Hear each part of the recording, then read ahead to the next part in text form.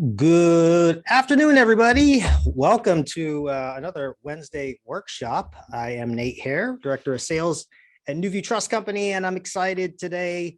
No guest speakers today, but we get to actually dive in to some more fun IRA talk, specifically my favorite IRA, the Roth IRA, and talk about all the benefits of it, the conversion opportunities, and how investors, specifically NuView clients today, are using the Roth IRA to maximize their tax-free growth, maximize their tax-free distributions in retirement, and even more than that, maximize the tax-free generational wealth they can pass on to their heirs through this mighty Roth IRA, I call it. So for anybody that's new to the program, we do this every Wednesday. NuView Trust Company is a licensed and bonded custodian of alternative assets. Our product is a self-directed IRA. I'll talk a little bit about what that is.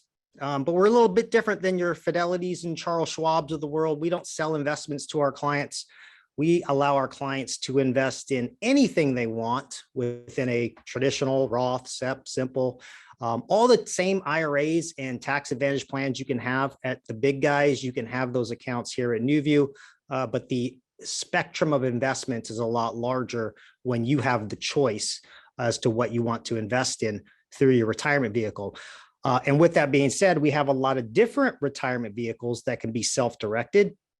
They can all invest into the same types of things, but it's important to understand the differences in how they're taxed. Understanding how your IRAs are taxed and how to compare one to the other will hopefully allow you to give less money back to Uncle Sam and keep more money for yourself and for your family. So if you have questions along the way, just type the questions into the chat box. I've got my newest IRA specialist here, Bill. He's sitting next to me. You can't see him. He's well-trained. How long have you been here, Bill? 2 weeks. I'm just putting him on the spot. He'll be monitoring the questions, though. I'll answer as many as I can. And if I don't get to all of them, I'll give you guys my email so you can shoot me emails after the workshop. So let's just jump right into it. And before I get into it, I just want to remind people, as we educate here on this program, I have to remind people, we're not giving tax, legal, or investment advice. We're not licensed to do so. We don't give structuring advice or tax advice. This is merely for education. So always consult with your CPAs, financial providers, or advisors before you enter into any type of investment, yada, yada, yada. That's my disclaimer. We're just going to learn some fun stuff today. I mentioned the self-directed IRA, and I'll just be real brief on this because I know we have a lot of clients on here. They know what a self-directed IRA is, but I always have to touch on it just for anybody who's new. Self-directed is just a marketing term. It doesn't mean anything. It's not a type of IRA. An IRA is an individual retirement account, and individual retirement accounts are all governed by the same set of rules. So whether you have an IRA at Fidelity or an IRA here at NuView Trust Company, the IRAs follow the same set of rules. The only difference is what the companies prefer to hold as an investment. Your Fidelities and Charles Schwabs, they hold traditional investments, stocks, bonds, mutual funds, CDs. Those are investments people are most familiar with because you see more often. They're on commercials, they're constantly being sold or pitched to you. But that's the investments that they'll hold in the IRAs you park there. When you have an IRA at NuView Trust Company, our account agreement simply states, we'll hold anything the IRS allows, but you find the investment. That's why we call it a self-directed IRA, because we find it's truly self-directed, where if you put money here at NuView, it's going to sit like a rock until you tell us what to invest it in. But when we're not licensed to sell you anything, the spectrum goes as large as you want it. And when you look at the IRS code that regulates IRAs, they don't tell us what we're allowed to invest in our retirement accounts. They only tell us what we're not allowed to invest in, and the list is really short. The only two things you cannot hold in an IRA are life insurance contracts and collectibles. Anything else is fair game. So I'll talk a little bit about what the investments most of our clients choose, and we'll wrap it all around this Roth IRA, talk about how clients are maximizing their tax benefits by investing in alternative assets with NuView, but doing it in a Roth IRA instead of a traditional IRA. So just some quick benefits on self-direction in general. Why would you want to have an IRA at NuView? First, it's important to know you can have as many IRAs as you want. There's no limit as to how many IRAs you have established. The only thing there's a limit on is how much you can contribute to your IRAs each year. And that's in totality of all your IRAs.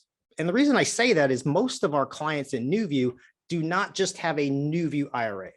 They have a NuView IRA to hold their alternative assets, and they still might have an IRA at Fidelity or Charles Schwab that holds their traditional assets. That gives them better diversification.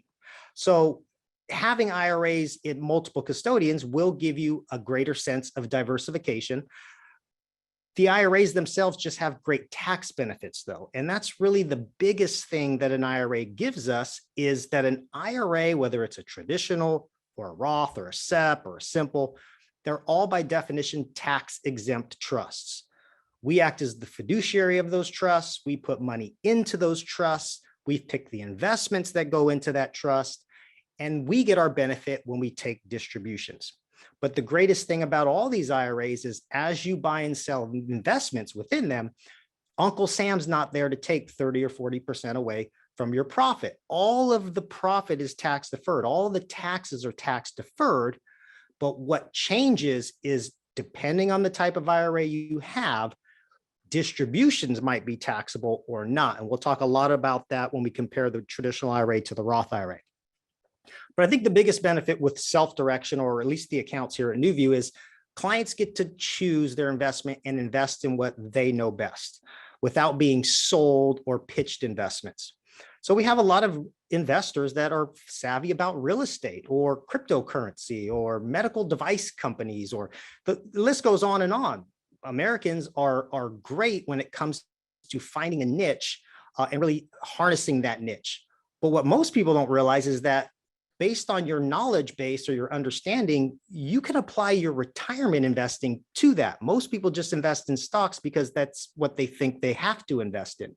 It's not true. So always ask yourself, when it comes to your retirement assets, do I understand what's in my IRA or do I not understand? If you don't, find out what's in your account, and maybe you should look to invest in things that you're more knowledgeable about, whether that's real estate or otherwise. But our clients truly invest in what they know best, because that's why they have a self-directed IRA at NuView. So what are some of the common investments that we see at NuView? If you look at a lot of our education, we talk a lot about real estate. Obviously, a lot of people are interested in real estate. It's the largest segment of our economy. It's hard to not talk about real estate when you're talking about self-direction. So real estate comes in all forms. You have single family property, multifamily property, commercial property, land, condominiums, different strategies, obviously can work well with real estate options, wholesaling. All of these investments can be owned within an IRA. It's a little bit more of an active investment, but they can all be owned inside of an IRA. And the beautiful part about an IRA is you pay no capital gains tax if you do it right. But truthfully, only about 20%, maybe less, of our clients actually invest in active real estate investments, a fee simple real estate rental property, because it takes a little bit of work. Great investment, but most clients don't have that kind of time to go find investment property on their own. Most of our clients are more passive with their IRA investing, whether it's a traditional or Roth. They invest through notes. They use their IRA like a bank. That's actually what I like to do. They invest in secured notes, secured by property, or they invest in unsecured notes if they're crazy. But secured notes is a great investment opportunity if you don't want to deal with toilets and tenants, but you know a good real estate investor. How about having your IRA as the lender, secured by the real estate? One of the great things about self-directed IRA investments is, especially with real estate, there's always the fact that it's tangible, which is something that clients, they can sleep at night knowing that their investment is something they can drive by, touch, and feel. It feels a lot different than owning a stock. So again, you can be passive or you can be active within an IRA. Most of our clients choose to be passive. They're also passive by investing into entities. We have a large amount of clients that actually will invest or partner with other people who have IRAs, and maybe they invest into an LLC that someone's managing, that they're buying an apartment building, or operating a commercial property, or maybe even running a business. A lot of clients like to invest passively into these types of investments because they're not publicly traded. It might be a startup company. It might be a good real estate investment. But again, it's another way to be passive with your IRA investment, even though those entities oftentimes hold real estate underneath them. So, and I know I keep mentioning real estate, but real estate is just one of the many options that we see here at NuView Trust Company. We see a lot of clients diversifying into other type of investments like cryptocurrency as well. Again, any investment you can hold title to can be owned in the name of the IRA, but the difference between owning it in your IRA versus personally is better tax treatment in your IRA than you as an individual. So let's talk about the types of accounts and then dive into the Roth IRA and compare it to the traditional IRA. There's 7 types of accounts that we have at NuView, okay? They're broken down into 3 categories. First are your personal plans. This is where most of America's retirement is when you look at the IRA specifically. Traditional IRAs and Roth IRAs are both considered personal plans. Anybody can have a traditional or Roth IRA, regardless of your age. The only thing that they're going to look for is, do you have earned income in order to make contributions to those personal plans? We'll dive into that a little bit later.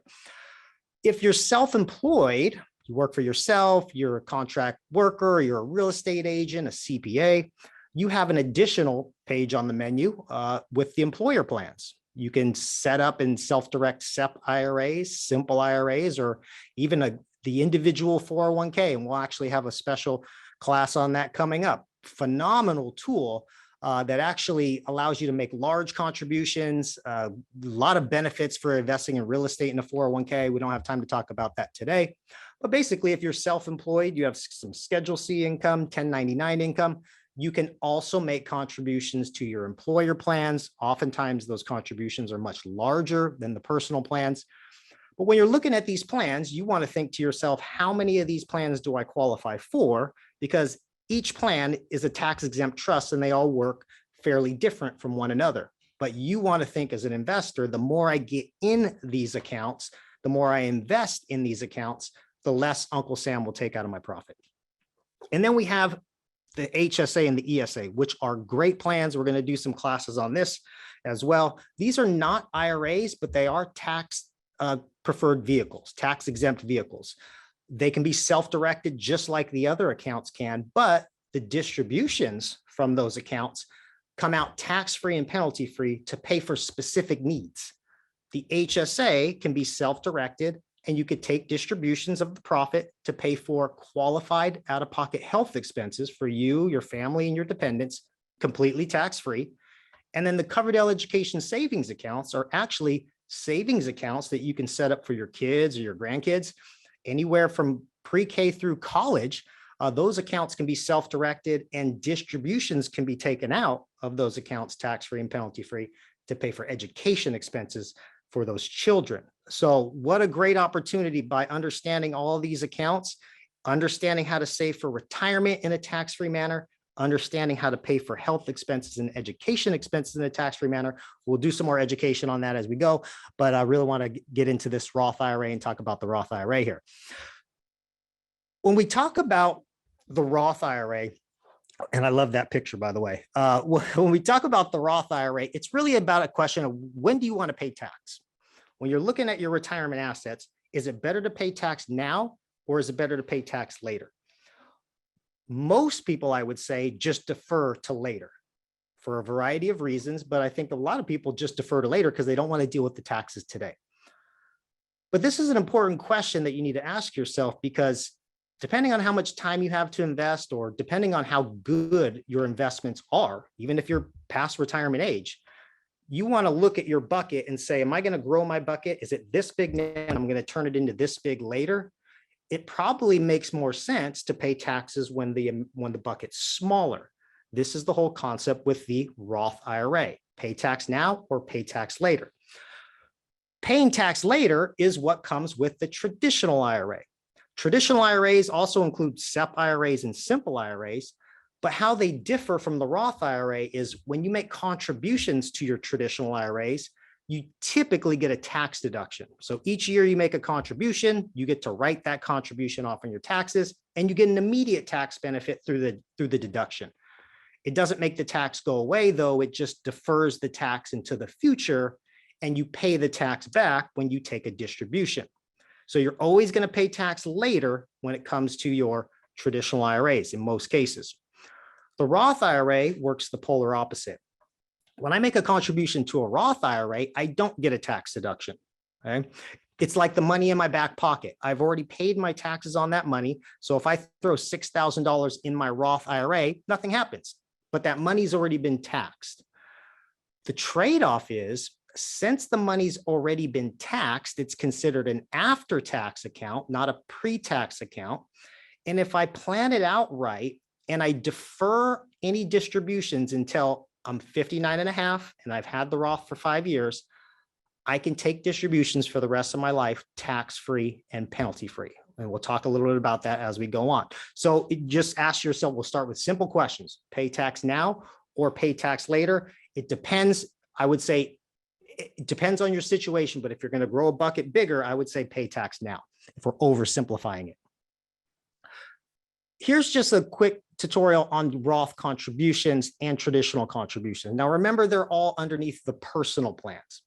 Your contribution limits for traditional and Roth, it's totality of personal plans.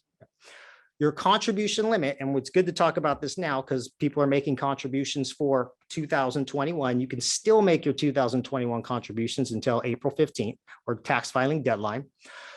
It's a $6,000 maximum contribution you can make if you're under 50. And remember, this is total for personal plans. So I can't throw 6,000 in a traditional and 6,000 in a Roth. It's 6,000 total amongst the two. If I'm over 50, I can throw an extra $1,000 in. So that's $7,000. They did release the 2022 contribution limits, and they are the same as 2021. So essentially, between now and tax filing day, we can actually make contributions for both years. We can make contributions for 2021. And since we're in the new year, 2022, we can make a contribution for 2022 as well, even if you don't have the income to justify the contribution. You just have to have the income justified by the end of the year if we're talking about 2022. Why would somebody make contributions for both years? Well, it gives you extra buying power. Depending on what you're investing in, you may find it easier to invest with more capital in the account. So some people don't wait until the end of the year. They just throw it in at the beginning of the year, along with their previous year contribution, and it gives them more opportunity to buy maybe bigger investments. So contribution deadline is approaching, but here's the difference. Here's one of the biggest differences with Roth IRAs than traditional IRAs. Traditional IRAs, anybody can contribute to them. You just have to have earned income, but there's no income limit. Anybody, you can make $1 million a year and still make a contribution to a traditional IRA. There's some circumstances where you might not be able to take an additional tax deduction, but there's nothing stopping an income earner from making a contribution to a traditional based on income. The Roth IRA is different. Roth IRAs have always had income limits that prevent people from making contributions. And there is a phase out range as you get closer to these numbers. I'm just making it real simple for us here. But for 2021, the income limit, if you're a single filer, is $140,000. So if you make more or report more on your taxes than $140,000, you cannot make a contribution directly to a Roth IRA. You can make it to a traditional, but you can't make it to a Roth. If you're married filing jointly, it's $208,000 total. Again, can't make a contribution directly to a Roth, but you can make a contribution to a traditional. I already know what you smarty pants people are thinking. Can't you backdoor into the Roth? Yes, we'll talk about that later, but it is important to at least note that Roth IRAs still have income limits on contributions, not conversions, but contributions. Here's another big difference with Roth IRAs is how the distributions work. First, let's talk about traditional IRAs. Traditional IRAs, it's real simple to figure out how distributions work on a traditional IRA. Since it's pre-tax, when you take a distribution out of a traditional, you pay the tax back. How do you pay the taxes, or what's the cost to you? It's just treated as income to you. You pay normal income tax on any distribution you take from a traditional IRA. And then also it comes with the 10% early withdrawal penalty if you take a distribution prior to age 59 and a half. Easy peasy. Roth IRAs, because they're after tax, work a little bit differently. Roth distributions work in a specific order. It's called the ordering rules. There's 3 buckets you can imagine in a Roth IRA, and they come out in this specific order. The first distributions you take out of your Roth IRA come out of your contributions. Now, here's the cool thing with contributions, and this is why I would say the Roth IRA is really appealing to young people, even though I think at any age, a Roth IRA can make a whole lot of sense, but especially for people who are just starting out, saving for retirement, and they might not know how much money they need to live on versus put away for retirement. Since your Roth contributions, the money you take out of your pocket and put in, are after tax, you already paid Uncle Sam, they allow you to take your contributions out of your Roth IRA at any time, tax-free and penalty-free. So I can put a contribution into my Roth IRA and take it out the very next day, and there's no taxes and no penalties because I didn't take a tax deduction on it. It's already been taxed, and they also don't penalize me for taking the money out. So it's great for young people. Put some money in, maybe invest it, leave the profit in the Roth, and if you have an emergency, take the contribution out if you need to. But if you do that in a traditional IRA, you have to pay the 10% penalty when you take the money back out, even on your contributions. So the first money that comes out of a Roth IRA, when it comes to distributions, always comes out of your contributions first. Once you exceed your contributions, then they look to any conversions you've done. So conversions, we're going to talk a little bit about this on some of the next coming slides. But what a conversion is anytime you take one of your pre-taxed accounts, say a traditional IRA, you have the opportunity to pay tax on some or all of that and convert it to a Roth. You just take it from pre-tax to after tax. All you got to do is pay the tax. So if you've done any conversions from a traditional to that Roth IRA, that would be the second set of money that comes out after you've exceeded your contributions.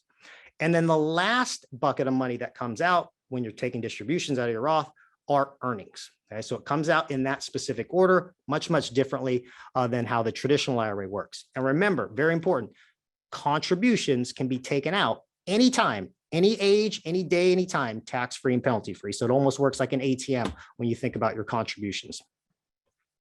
So after contributions are distributed, remember, conversions come out second. I don't want to spend too much time on this because it can get a little bit confusing, but the main reason I want to have this up is when you think about your Roth IRA, there's always this 5-year clock. We'll talk about one 5-year clock, which is the date, the tax year of first contribution. So let's just say that you set up a Roth IRA for the very first time this year, and you're going to make a contribution for 2021 because you can still do that until April 15th. Since I'm making the contribution for 2021, my start date for my Roth IRA becomes January 1st, 2021. So I actually get to backdate my Roth IRA. This is one 5-year clock you want to be concerned with. If I do any conversions, if I take some money from a traditional IRA and convert it to my Roth IRA, each conversion has its own separate 5-year clock. I don't want to get too confusing on you guys, but I want to make sure everybody understands that there's a 5-year clock based on contributions, and then there's a 5-year clock based on conversions. Some clients who are real savvy and real active, what they actually do just to keep the accounting clean or keep it at least in their head clean, when they do a conversion, they open a separate Roth IRA for anything that they do a conversion, just so they know, okay, that bucket is what I'm doing conversions on. That's at this 5-year clock. And then I've got my Roth IRA over here that I've only been making contributions to, and that's got a 5-year clock based on this date. However you decide to do it is up to you. But I just want to make sure you guys understand that there's 2 5-year clocks when we're talking about Roth IRAs. If you're doing multiple conversions as well, they come out on a first in, first out basis. Again, the first conversions you do come out first. So real simple there. But Roth conversions are a great opportunity. And I have a couple case studies on how clients actually use the conversion to their advantage. But getting back to the Roth IRA, this is what makes the Roth IRA so appealing to people, is if they're thinking long-term and they're thinking ahead to the days after 59 and a half. When you take distributions and you've had the Roth IRA open for 5 tax years, and again, that's based on tax year of first contribution, and you're above the age of 59 and a half, All your distributions from that point on are tax-free and penalty-free forever. Forever. You're off the grid. IRS can't touch you. I guarantee you the IRS isn't a big fan of people having large Roth IRAs. And we've seen that, haven't we, in the past law introductions, that they're always looking at these Roth IRAs. But this is how the rules work. This is a legal way to stick it to the IRS by just basically following the rules. So you can amass as much money as you can fathom in a Roth IRA, buy and sell investments. And here's what a lot of our clients end up doing. The cool thing is with these Roth IRAs is I get to see the end result of clients putting their investment strategies or investment knowledge to play, and they do it in a Roth IRA. I know several clients that have managed to accumulate, we'll just say rental property, multiple rental properties, and they're all owned in a Roth IRA. Now they keep those properties owned in the Roth IRA because they're cash cows. They're generating rents on a monthly basis. They're in good areas, so they're appreciating. But once the Roth IRA meets those criteria, 5 years and 59.5, every time renters pay rent, they get to take the rent out tax-free and penalty-free for the rest of their life. There's no reason to liquidate the account. If you have enough money in a Roth IRA to keep investing, why not just keep reinvesting your Roth IRA and live tax-free off the income? Why would you ever do an investment in your name? Again, you're a taxpayer. One of the greatest vehicles on earth is the ability to have this Roth IRA. And especially when you apply the concept of income producing assets, it can change your life in retirement. And all you have to do is meet those two criteria. Now, I always say 59.5, it's actually 5 years and 59.5, or death or disability. The other two are a little bit saddening, so I don't like to talk about that. But it's actually 5 years and one of the other three criteria. Some other benefits to a Roth IRA to think about, especially when we're talking about alternative assets and the assets that we hold here at NuView, is there's no required minimum distributions on the Roth IRA if you're the account owner. Changes when it's a beneficial IRA, but if we're just talking about our own IRA, there's no RMDs at age 72. That's much different than a traditional IRA. Traditional IRAs, remember, it's pre-tax. All that money in your traditional IRA is not yours. You're going to have to pay Uncle Sam each time you take distributions. So he's eyeballing that big traditional IRA you have and saying, I want my piece of the pie. And how do they force the money out so they get their piece of the pie? They say when you are at age 72, you have to start taking RMDs, or required minimum distributions. Each year you have to take a distribution and you have to pay your taxes. Okay. This can become a little bit difficult if you have the assets that we hold here at NuView. For instance, real estate. If you own a piece of real estate in the traditional IRA, and I've seen this happen, and I've seen clients get to a point to where basically the taxation on their traditional IRA forced their hand and they decided to convert because they got to a point to where they had income producing property, or good investments in a traditional IRA, and they were hit RMD age and they were forced to start liquidating the account. Now, if you don't have enough cash in the account to take the distribution, what are clients forced to do? Sell off assets just to take the RMDs. So what a lot of clients I've seen do is to just stop the RMDs because they don't need the money, but they definitely don't want to start selling assets just to pay the IRS, is they do a conversion at that point. Probably better to do a conversion ahead of time, but that is something to think about, especially before you get to that age, is are the assets in my IRA something that I want to sell off, or are they something that I want to preserve and pass on? That's probably something you want to think about ahead of time and maybe do a conversion prior to getting at age 72, where you're being forced to make that decision. The other thing with Roth IRAs that's so great is that when you pass on a Roth IRA, you pass on generational wealth in a tax-free manner to your next generation as well. Most people have traditional IRAs. Here's what happens when you have a bunch of assets and investments in a traditional IRA. If you die and you pass those on, well, now your heirs pay the taxes. And maybe that's okay with you. I talk to a lot of clients who say, I don't want to pay the taxes. They can pay the taxes. But if you really want to pass on some generational wealth, why not pass it over in a tax-free manner? I have a client that actually did a $2 million conversion. I'll just sorry real quick. A $2 million conversion in his mid 70s. Why would somebody do a $2 million conversion? He had $2 million of rental property. He didn't need the money. The assets were good. They were pieces of real estate, all in good areas. They were all generating rents. His account value in retirement actually went up because the properties were appreciating in a greater value than what he was taking out of the accounts to live on. But he got to a point to where the RMDs were starting to affect his cash. And he was getting to a point to where he was going to have to start selling off some of these assets. But he didn't need the money. He wanted to pass these assets down to his next generation. So what he decided to do is he did a conversion of his entire Roth IRA. We got appraisals on every single property. We picked the worst appraiser in the county, wink, wink, because we have to get an appraisal to convert property. But he did a conversion of the entire amount. But here's the difference that made to his next generation after his passing.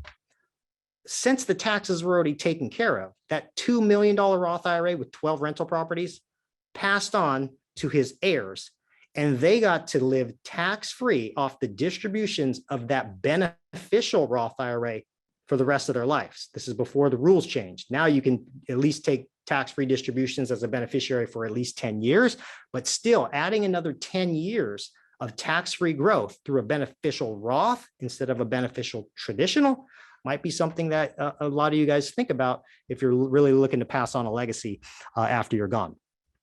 I'll probably do a class on that too. Those are fun to talk about, the Benny Roth IRAs. So a lot of people get still this misconception that they make too much money to have a Roth IRA. And we kind of talked about the contribution, the income limits, right? I think you should really focus on this because a lot of people who follow us, that you know about the tax law changes that they attempted. Luckily, they didn't go through, but I would probably say there's going to be a time where they put the income limit back on conversions. Okay. Right now, there's no income limit on conversions. There used to be back in 2010, but ever since 2010, there's been no income limit on conversions. So people that have been above the income limit to make contributions to a Roth IRA have been backdooring contributions in by making contributions to their traditionals and then just immediately converting that to their Roth. Because remember, there's no income limit to make a contribution to a traditional IRA, and there's currently no income limit to convert. So if you're above the income limit to make a direct contribution to a traditional, you just do the old Florida two-step. Right? Put it in one bucket and then move it over to the other bucket. They will put this income limit back on. I guarantee you. I don't know when, but it's not a surprise to me that they want to put that income limit back on at some point. They're really intimidated by what high six-figure income earners will do when they have a tax-free vehicle like a Roth IRA. Right there, that should tell you how important these Roth IRAs are. When the IRS doesn't want everybody to have them because they're scared of what people would do, that's a pretty good indicator that this is probably a great thing, at least for us, the individuals trying to reduce our taxation. So it doesn't matter how much money you make nowadays, as the rules are today, anybody can have a Roth IRA. You might just have to backdoor contributions in if your income is high. So let's look at how these backdoor Roth IRAs work, or conversions. I want to talk a little bit about that, and then we have some case studies. I got two really good ones to just kind of wrap everything up. When you do conversions, it's always important to understand that conversions are treated as income to you, but you don't have to pay a penalty to convert. And when we're talking about conversions, we're talking about paying tax on an existing traditional IRA and converting that to a Roth IRA. The reason why this is always a topic of discussion is that 70% of America's IRAs are in traditional plans, not necessarily by choice, but most of your traditional IRAs came from a rollover from an old 401k or a rollover from a 403b. Somebody had a pre-tax plan with their employer, and when they left that employer, that pre-tax 401k rolled into a pre-tax IRA. So it's just what they were left with.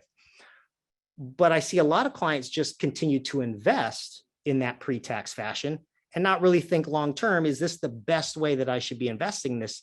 Or should I decide to pay the taxes now? And again, based on the rules, anybody can do a conversion. So I get a lot of questions. Well, how's it treated tax-wise? When you do a conversion, the amount you convert is just reported on a 1099 at the end of the year. This is why it's a great opportunity to talk about it now, because right now we're in February. We're very early in the year. So if you were to do a conversion, let's say today, you wouldn't have to pay the tax today. You just have to prepare yourself to pay the tax on whatever you converted by next year, next April, not this April, next April, April 2023, because we're not even going to send you the 1099 until January. We have to wait until the end of the year to see all the distributions or all the conversions you take, and then you get your 1099 come January. So a lot of clients like to wait till the beginning of the year because it just gives them more time to prepare to pay the taxes. Also, reverse, it's important to know, a lot of people get confused. They think they could do their conversion up until tax filing deadline. It doesn't work like a contribution. Conversions have to be treated as a distribution. And if you want to pay the taxes on the conversion, you need to take the distribution in the year you pay the taxes. So right now you can only make conversions for 2022. 2021 had already passed. There are some considerations to make when you're doing a conversion. A, is it going to put you in a higher tax bracket, adding that additional income to your already existing income? Sometimes if you're just oversimplifying it, lower income years are better opportunities to convert to a Roth. But I would say it just depends. It depends also on where do you see taxes going in the next few years? Do you see them being higher or do you see them being lower? I don't see many people arguing that they're going to be lower in the future. I see a lot of people assuming they're going to be higher in the future. So maybe now's a better time to take that conversion opportunity, not because you're in a low income year, but because you think taxes are going to be higher in the future. We already talked about the 5-year clock, so we'll pass on that. Can you afford to pay the taxes outside of the IRA? Just had a client on the phone actually talking about they're doing a conversion and they're trying to decide whether or not they should withhold for taxes on the conversion. You can choose to do that. I'm not a real big fan of that because ultimately you get less buying power. When you do a conversion, let's say $100,000, you want to convert 100,000 from your traditional to your Roth, and you say, NuView, can you withhold 20% for taxes? Well, that means you just have $80,000 to invest in your Roth and $20,000 goes straight to the IRS. Oh, and by the way, since that was treated as a distribution, if you're under 59.5, you got to pay a 10% penalty on that $20,000 that we sent to the IRS. In most cases, I would say it's just better to convert the entire amount, no withholding, gives you more buying power. You're not worried about paying a 10% penalty. And the best scenario is to pay the taxes out of your pocket. Pay it with non-IRA money. If you've got the money sitting on the sidelines, that's the best opportunity. Some people have to dig into the Roth IRA later, but you can always take a distribution later if you need a little extra money out of the Roth IRA to pay the taxes. But I think taking it out with withholding, all you're doing is giving an interest-free loan to the IRS by giving them money early, and then it's less money you have to invest. Again, not giving you tax advice. That's just my opinion on that. Better way to do it is just pay it out of non-IRA funds. Then you just keep your Roth IRA intact. And again, every dollar in your Roth IRA is valuable because it's a dollar that grows tax-free. So any dollar you take out is no longer a dollar that grows tax-free. But when you're doing a conversion, especially when you're talking about investments that you understand, I think this is why we talk so much about conversions as a strategy. It's a strategy because you can really gauge on the individual investment that you're looking at. It's not like having a crystal ball and trying to guess what the stock market's going to do over the next year or two. If you're buying a piece of real estate or you're doing a loan, a note to a borrower, and you know exactly what the interest payments are going to be, you can pretty much have a good idea as to what type of revenue you're looking at or what type of profit you're looking at on this investment, which means you can probably gauge what your recovery period is. And what I mean by recovery period is if you're going to convert from a traditional to a Roth and you got to pay taxes on the conversion, well, your break-even point, your recovery period is, when will I make up the difference in my Roth IRA through the tax-free growth? If I have to fork out $30,000 to pay Uncle Sam to convert, when am I going to make that $30,000 back up in my Roth IRA? That would be my recovery period. And then everything past that point is ching, ching, ching, ching, ching, ching. It's a much different conversation if you have an investment that doesn't have a lot of return. So if I have a conversion opportunity, but my investment is a CD, well, what are CDs? What's the rate of return on a CD? Less than 2%, 1%. So does it make sense to convert, pay 30% in taxes to have 1% return tax-free, my recovery period is sometime after I'm already dead. So I wouldn't do it, but it's not because the conversion doesn't make sense. It's because the investment doesn't make sense. So that's the ultimate decision maker, I think, when it comes to a conversion. What's the investment? Don't just convert from a traditional to a Roth just to convert, unless you just are really dead set on getting Uncle Sam out of the equation. But it really should be, what are you going to invest in the Roth IRA after you convert? I've seen a lot of investors, and actually I'll save that for the case study. I have a case study on how a client did a conversion prior to their investment, and they really understood the investment. It worked out phenomenally for them.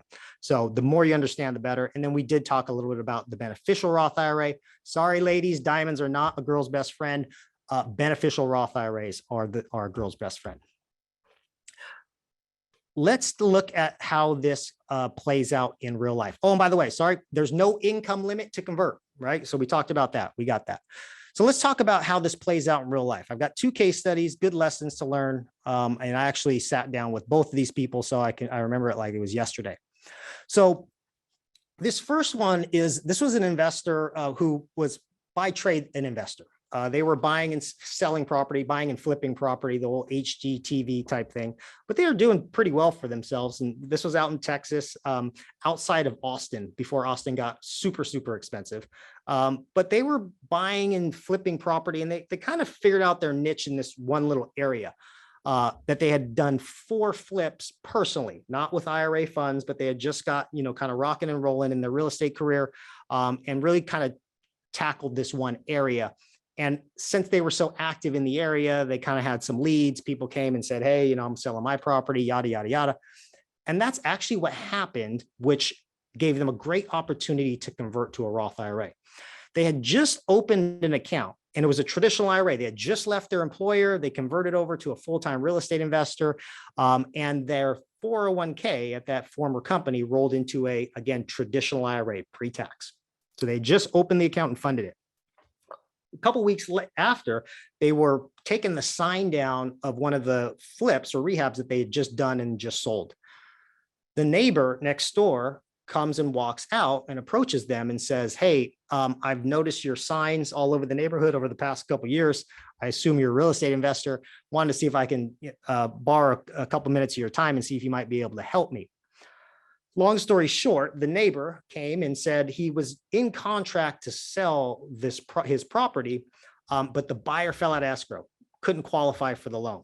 Now, here was the problem. He needed that loan to close. He needed that sale to close on the property he was buying in the state he was moving to, which was North Dakota. Okay, so he was going from Texas to North Dakota, and his job was waiting for him. His new house was waiting for him, but he couldn't do any of that because this property that he had ready for sale just fell out of escrow. So motivated seller. So as they're talking, the client, our IRA client, says, you know what? Yeah, I actually just moved some money over in my IRA. I think I've got enough. And obviously striking up a deal, he struck up a really good deal, because he said, I can close this in like 2 weeks if we can get a contract drafted. And again, this seller was just ready to take whatever because he needed to move on with his life like yesterday. So he knew, the investor knew, they were walking into profit. If you're walking into profit, if you're getting something below market value, do you want to pay taxes on the profit?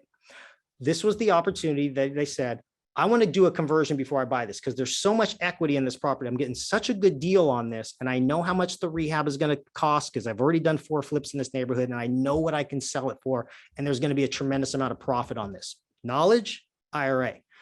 So did a conversion. Okay. Now it worked out that this conversion was in January. So that was good for the investor, because he didn't have to worry about paying the taxes on the conversion for another 16 months or so.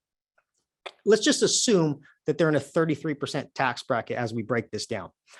They had $160,000 in their traditional IRA. They said, just convert the whole thing, because he needed about $100,000 to buy the property. He figured about $40,000 to rehab it. So he just converted the entire thing instead of doing partial conversions. Drew up the contract to buy the property in the name of his now Roth IRA, not traditional IRA, or lady, sorry, Roth IRA. We purchased it in the Roth IRA for $100,000. We paid contractors out of the Roth IRA for $40,000. And then she sold the property 8 months later for $239,500. Profit and say after sales and holding costs was $99,500. That's 71% rate of return to the Roth IRA. Obviously, it's a phenomenal deal. But the point I want to make in this is that what was her recovery period? She can see it very clearly. She had to pay 33% taxes, assumingly, on the conversion, but she made it up and then some 8 months later on the flip. If you're doing something more conservative, again, the conversion might not make sense, but in her case, based on the investment, it made a whole lot of sense. And I will tell you, she went on to flip, buy and hold, flip 4 more properties in that newly established Roth IRA. And last time I looked, it was about $650,000 of total assets in that. So do you think she's thanking her lucky stars that she did a conversion years ago at 160 with a Roth IRA that's valued at 650, completely tax-free and penalty-free? Yes. So again, pay tax now versus pay tax later. Here's another one. A lot of clients don't realize, and this is a good lesson, that you can convert assets before you buy or after you buy them. Obviously, it's easier to convert cash because we know the value of cash. It gets a little bit different when we are converting an asset. Okay. And I'll tell you the story with this client because it's a really good learning lesson. And he ended up having a really good investment in his traditional IRA and was kicking himself that he didn't do a conversion in the past. So I actually had him in my office and I knew the investment that he had, and I was just getting some details because I wanted to put it in a case study. Didn't realize, what was going to come out of it. But as he was telling me about this investment, it was a 10-unit property that he had bought in the Woodlands in Texas. If you guys are familiar, it's just north of Houston. Been a great area, been hot ever since the crash. And he bought this in 2009. So bottom of the market, great investment, great area. And he had rolled over his old 401k from his employer and bought this property for $330,000. It was a steal. But again, bought it in the traditional, not thinking long-term. He actually, his CPA told him he had made too much money to have a Roth IRA, which was actually incorrect, even in 2010. So he bought the property in the traditional IRA and it was rented immediately, had a property manager managing it. And even in the first year, he was generating a considerable amount in rents. 29%, if you annualize the rents he was getting per month into the purchase price, it was about 29%. And again, this was an all cash deal. He's probably got some expenses in there, but that's a phenomenal rate of return if you're just looking at the rents. Now, obviously, he bought in 2009, so you're also asking, well, what's the appreciation on that?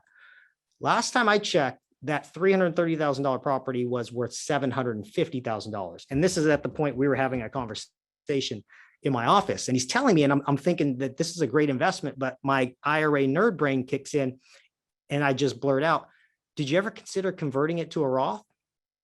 And he kind of looked at me, blank stare, and he said, well, my CPA told me I made too much money to convert. And I said, oh, no, that hasn't been the case since 2010. I mean, you bought it in 2009, 2010. You could have converted the day after, most likely. And his wife was sitting next to him, but a little bit behind him. And the look she was giving him, she was staring a hole right through him. I could tell the look was, I told you so, even though she didn't verbalize it. But I could tell he felt like, oh, shoot, I really messed up on this. Because this was about 2017, 2018, we're having this conversation. And the rents of $8,000 had risen significantly, especially in the Woodlands. So his annual rate of return on the rents was in the high 30s at this point. The property again was at $750,000. And now he's thinking, I should have converted. But you can't go back in time and convert, but you can convert now. It works a little differently because now we're converting an asset. So when you convert an asset like real estate that's owned in the IRA, we have to get an appraisal. And what he decided to do, because he couldn't afford to convert the entire thing, $750,000 1099 is a pretty sizable 1099. He didn't have the money to pay the taxes. So what he decided to do, which was real smart by him, he does a conversion every year. He gets an appraisal each year. He uses the worst appraiser in the county, wink, wink. You don't want the highest value on these properties, just get a conservative value because that's going to be the value of the property. And based on what amount you convert, what percentage you can pay in taxes, we're going to send a 1099 based on that amount. So basically what he does, he gets an appraisal. He converts about $50,000 each year. He's spreading the taxation out over the years that's manageable to him. And all that's really changing is the ownership on the property, which started out as NuView Trust Company, FBO, his traditional IRA, now comes in when we do the first conversion, NuView Trust Company, FBO, Roth IRA. Okay, you add the Roth IRA to the title, and basically the ownership percentages change each time he converts a little bit more. That's all that changes. His plan, though, was he wants to leave this asset, which is a cash cow. He wants to leave this asset to his kids in a beneficial Roth IRA, and he wants to get the taxes paid before he passes it on to them, because this property is not going anywhere. So his end goal is it'll be all converted and 100% owned in the Roth IRA by the time he passes and leaves it on to his kids. So great investment. It was a great learning opportunity, because I always give that case study. People always think, wow, that's a great investment. But then they think, oh yeah, he should have converted to a Roth IRA. But again, nobody has a crystal ball. But I would remind people, this Roth IRA is very powerful in what you can provide yourself in retirement, what you can leave to your next generation. But don't take for granted that you'll have the opportunity to have a Roth forever. I will just tell you, the IRS is not keen on people having large Roth IRAs. They're oftentimes high audit magnets. As long as you're doing things by the book, you have nothing to worry about. But the IRS is always going to be looking at large dollar Roth IRAs, because they can't get into those Roth IRAs. They can't get the piece of the pie. So that should tell you right there how powerful these things are. And anybody can set these up. Anybody who has earned income. I have another client. She's in retirement age, but she set up a Roth IRA for her great-granddaughter. Her great-granddaughter was 4 when she set up a Roth IRA for herself. Now, how does a 4-year-old have a Roth IRA? Just make sure they have earned income. So what she did is she has a little business, and for her business, she has a little book, a little pamphlet that she hands out.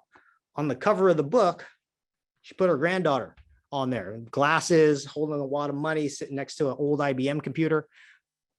Paid her a modeling fee to be on the cover of her book. The modeling fee was coincidentally the max contribution limit for a Roth IRA that year, which was actually $5,000 back then. So a 4-year-old had a $5,000 Roth IRA, but grandma didn't stop there. She partnered the granddaughter's Roth IRA with her own Roth IRA, and they did some investments jointly. And by the time that 4-year-old was 9, I think the Roth IRA was about $75,000. So talk about a head start in life, tax-free as well. Think how much $75,000 grows for about 80 years, completely tax-free. So just great stuff to talk about when we talk about the Roth IRA. I'm going to take some questions here and see if you guys, hopefully this was helpful to you guys. Let's see if we got questions here. I see, ignore my question. What is the deadline for conversions? Yep. It often gets confused because people think it's the same deadline as contributions. Unfortunately, it's not. You have to do a conversion in the year you want to pay the taxes. So obviously any conversions you do today would be for 2022. But you can also do partial conversions. Sometimes people don't know how much they want to pay in taxes, but they know they want to convert a little bit. So they might convert. And here's what I would probably suggest if we're just oversimplifying it. Convert just enough to whatever you need for your next investment. If you've got a $500,000 traditional IRA, but your next investment's only $100,000, you don't need to convert the entire thing. Just convert 100,000 or 50,000, whatever the investment costs. Convert a little bit, do that investment, see how that goes. If you have another opportunity for another investment, then just convert a little more. There's nothing wrong with spreading the taxation out over a course of many years, or even doing partial conversions through the year.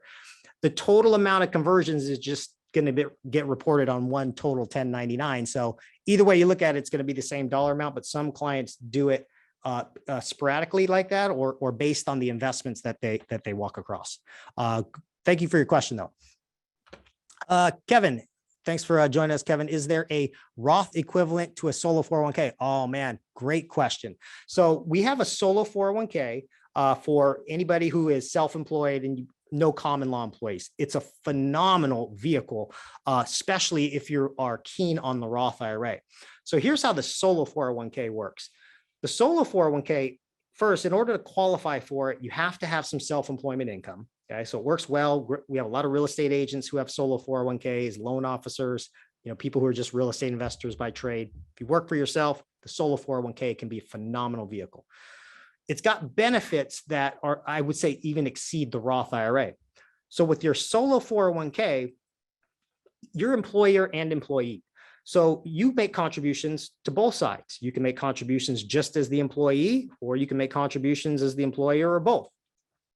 When you make contributions to the employee side, those can be Roth contributions. And you can make contributions upwards of $19,000 per year. So it's much higher of a contribution than your Roth or your traditional IRAs.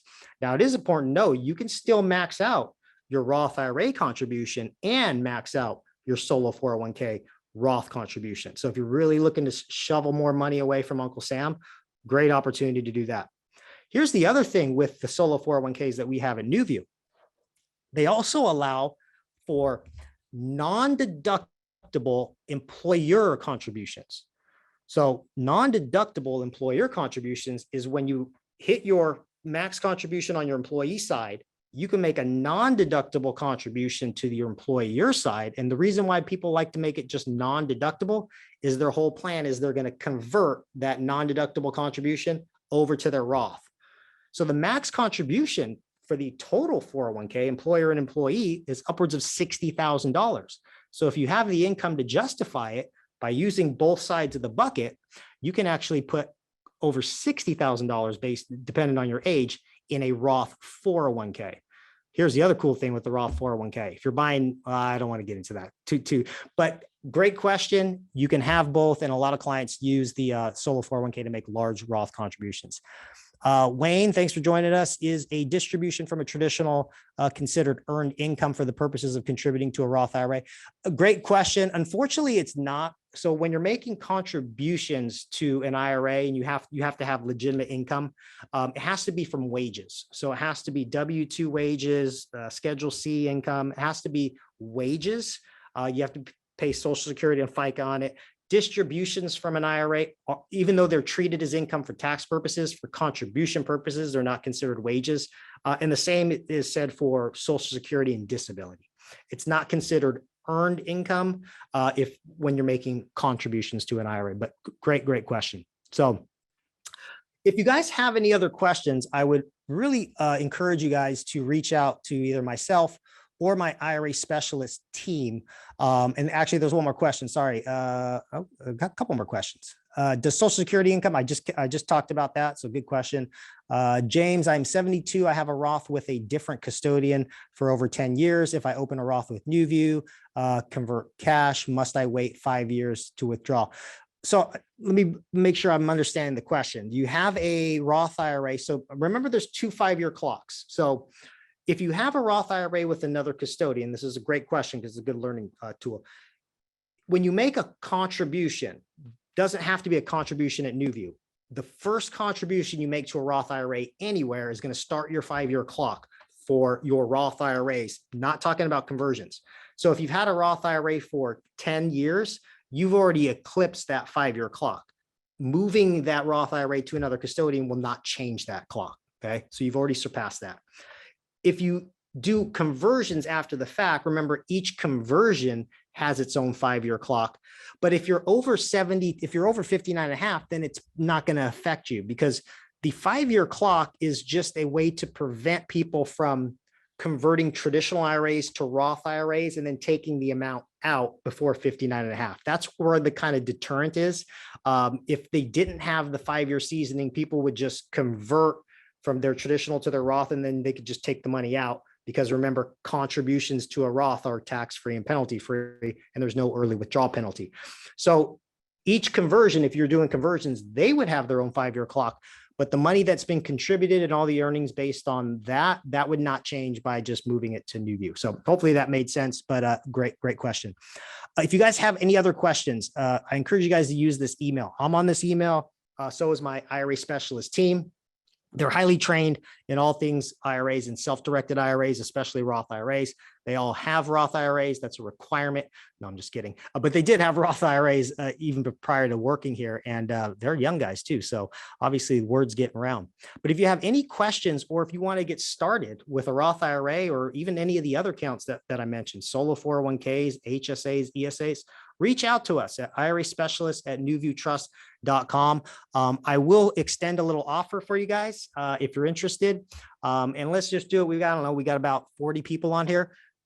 We probably have a lot of clients on here. Let's say the first 10 people that email, I want a self-directed IRA to that email, we'll open it for free. So no application costs for any account you want to open. If you want to do that today, we'll limit it. First 10 people to email IRA specialist at NuViewTrust.com will get a free account. So let us know how we can help. Continue to chime in and let us know what type of topics you guys want in the future. We're going to add more and more self-directed IRA education, and hopefully this will help you guys along the way. And again, my name's Nate Hare. Thanks for spending a little bit of your guys' time with me on this Wednesday. So take care, and hopefully if you're not clients of NuView, you will be clients and we can talk more. Thanks, guys. Have a great rest of your day.